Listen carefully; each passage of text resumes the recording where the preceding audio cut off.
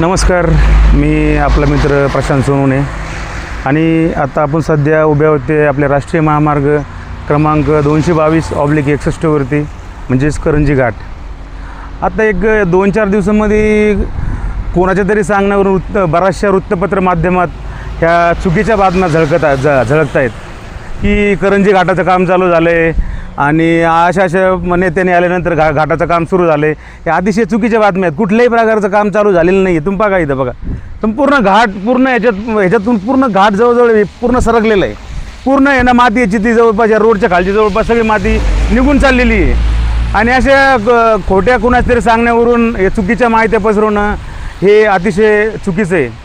तरी जनतेने अशा कुठल्याही प्रकारच्या दिशाभूल करणाऱ्या बातम्यावरती विश्वास ठेवू नका. आपल्या काल परवा दिवशी इथंच एक अपघात झाला होता.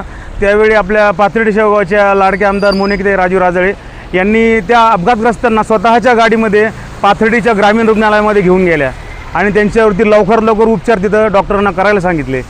आणि असं होतं आहे की मोनिकाताईंनी एक जननायक म्हणून ही जी भूमिका आहे की घाटात जे पडलेलं एवढं मोठं भगदाड आहे याची कालच्या पावसाळी अधिवेशनामध्ये हा विषय मांडला.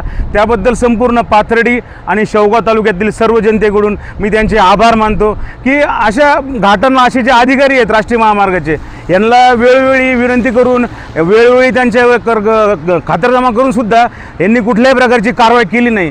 नेमकं यांच्या मागं असं कोणची ताकद आहे की या आमदारांनी सुद्धा आणि खासदारांनी सुद्धा फोन केल्यानंतर हे कुठल्याही प्रकारची लक्ष देत नाहीत आणि कुठल्याही प्रकारची दखल घेत नाहीत.